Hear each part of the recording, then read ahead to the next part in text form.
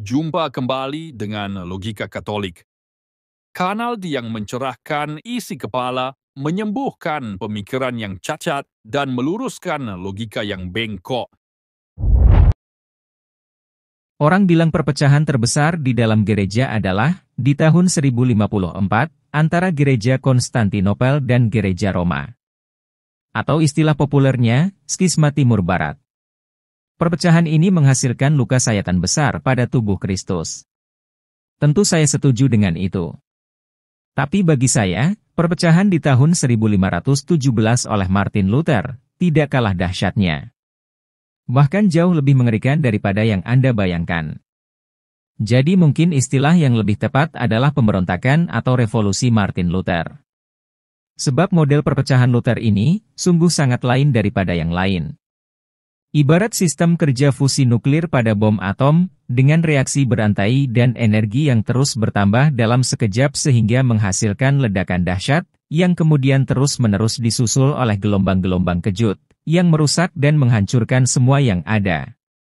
Dan Anda tahu, 50.000 atau 60.000 sekte Protestan di dunia saat ini, akibat hasil dari bom atom yang diledakkan Luther di tahun 1517. 500 tahun menghasilkan 50.000 atau 60.000 sekte Protestan, dan masih terus berpotensi untuk bertambah. Bukankah ini sangat dahsyat dan mengerikan? Itulah mengapa saya memberi judul video ini, Protestan terus merobek tubuh Kristus dan mengacaukan ajaran Kristus. Karena memang akan selalu berpotensi untuk memunculkan sekte baru dan ajaran baru, seperti efek radiasi bom nuklir yang terus memburuk dan waktu ke waktu. Coba Anda renungkan ilustrasi ini.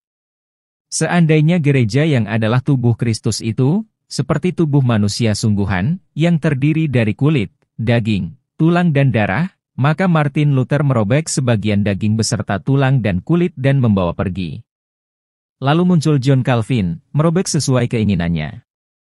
Menyusul Ulrich Zwingli, dia hanya merobek kulitnya. Kemudian berdatangan nama-nama lain dengan para pengikutnya. Mereka merobek sesuai selera mereka. Atau karena tidak mau ribet, maka ada yang hanya mencubit sedikit, ada yang menggaruk-garuk, dan ada yang menyentuh tubuh dan darahnya saja. Yang penting ada aroma Kristusnya. Itu sudah cukup untuk menjadikannya modal untuk mendirikan gereja, dan bisa punya alasan untuk mengklaim gereja yang didirikannya adalah gereja Kristus. Padahal sejatinya gereja buatan tangannya sendiri, dan menurut selera pribadinya sendiri. Sebenarnya apa yang mau saya sampaikan dengan ilustrasi konyol ini? Cukup sederhana. Bahwa Yesus tidak pernah berbicara dengan orang-orang ini untuk mendirikan gerejanya di atas pengakuan iman mereka. Yesus hanya berbicara kepada Petrus seorang diri dan bukan kepada mereka ini. Sebagaimana di Injil Matius bab 16 ayat 18. Yesus berkata, "Dan aku pun berkata kepadamu, engkau adalah Petrus, dan di atas batu karang ini, aku akan mendirikan gerejaku." Jadi kesimpulannya, Kristus tidak mengenal gereja mereka. Sebab mereka mendirikan gereja sendiri. Istilahnya gereja tiruan. Semua orang tahu, kalau dalam dunia produksi, yang asli pasti lebih dulu ada, baru yang palsu-palsu bermunculan belakangan. Biasanya yang palsu akan dipoles sedemikian rupa sehingga menarik perhatian dan mengelabui konsumen. Yang palsu akan menyederhanakan segala sesuatu. Ajaran yang terlalu berat dan keras akan dipangkas menjadi lebih ringan, atau lebih rasional. Atau sengaja menambah pernak-pernik lain untuk menggugah selera. Dan yang seperti inilah, yang Anda temukan di dalam Protestan. Sebagai contoh, yang paling fundamental di dalam kekristenan adalah ajaran perjamuan kudus. Gereja Katolik mengajarkan bahwa roti dan anggur berubah sepenuhnya menjadi tubuh dan darah Kristus setelah dikonsekril oleh imam. Tubuh, darah dan kealahan, komplit. Ini disebut transubstansiasi. Sedangkan Protestan arus utama, Martin Luther, kemudian mengubahnya menjadi konsubstansiasi. Jadi sisa roti dan anggur yang sudah didoa berkat, dianggap roti dan anggur biasa saja. Calvin dan Zwingli beda lagi. Roti dan anggur hanya dianggap sebagai simbol semata, tidak lebih. Belum lagi sekte-sekte turunan mereka, yang terus beranak pinak hingga jumlahnya puluhan ribu, pasti sulit dibayangkan ajaran modifikasi mereka. Inilah alasan mengapa saya mengatakan, Protestan bukan hanya merobek tubuh Kristus, tapi juga mengacaukan ajaran Kristus. Padahal selama berabad-abad, ajaran ini dijaga dan diajarkan dengan disiplin oleh Gereja Katolik. Tapi kini ajaran ini di tangan Luther dan pengikutnya, dirusak substansinya, dan menjadi kacau balau karu-karuan. Bagaimana Protestan menganggap roti dan anggur hanya simbol, dapat didamaikan dengan ayat-ayat ini.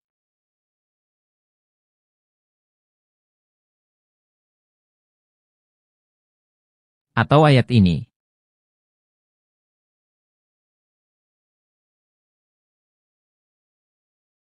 Atau yang ini.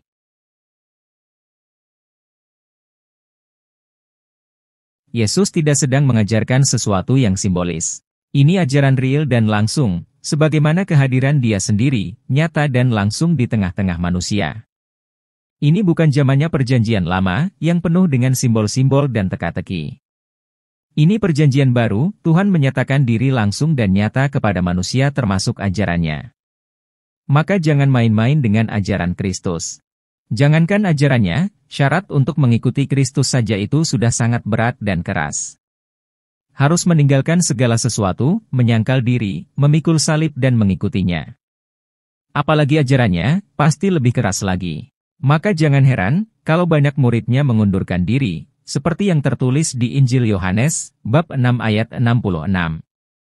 Coba renungkan kata-kata mereka. Ajaran ini keras. Siapa yang sanggup mendengarnya? Tapi semuanya diabaikan dan tidak berguna di mata Protestan. Kalau yang fundamental ini saja sudah seperti ini, lalu bagaimana dengan doktrin-doktrin yang lain?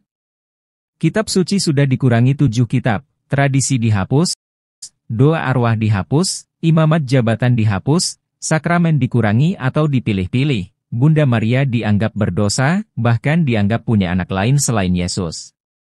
Dan masih banyak lagi yang lain. Inilah fakta, kalau Protestan sama sekali berbeda dari kekristenan. Hobinya merobek tubuh Kristus dan mengacaukan ajaran Kristus.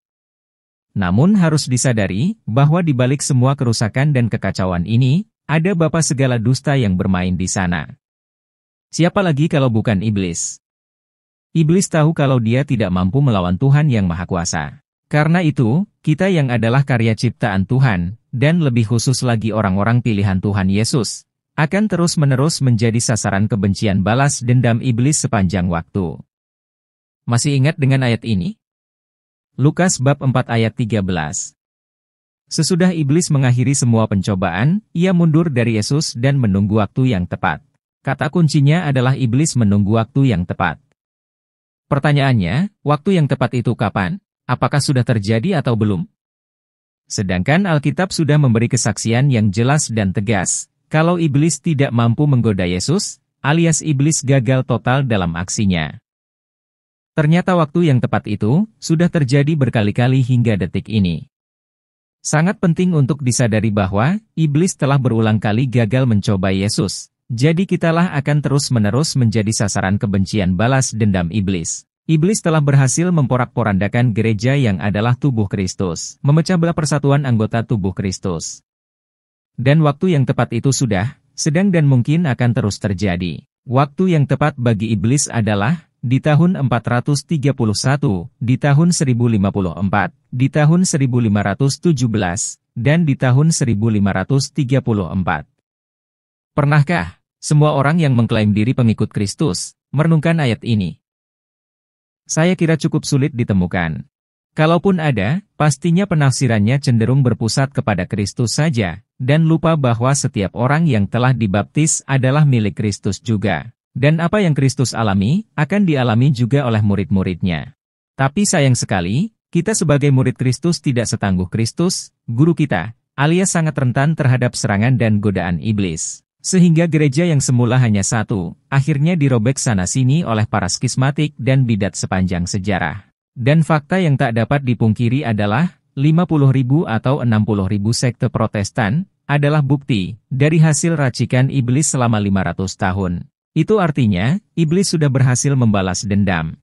Dia sadar, kalau dia tidak mampu melawan Tuhan, sebab Tuhan terlalu besar. Jadi sudah pasti semua yang menjadi milik Tuhan, akan terus diincar dan dirusak. Jadi untuk kalian semua yang menonton video ini, tolong renungkanlah. Tempatkan kebenaran di atas selera dan kepentingan pribadimu. Bahwa mengikuti Kristus tidak semau gue, atau tidak semudah membalik telapak tangan. Ada syaratnya, ada ajarannya yang mutlak Anda harus taati.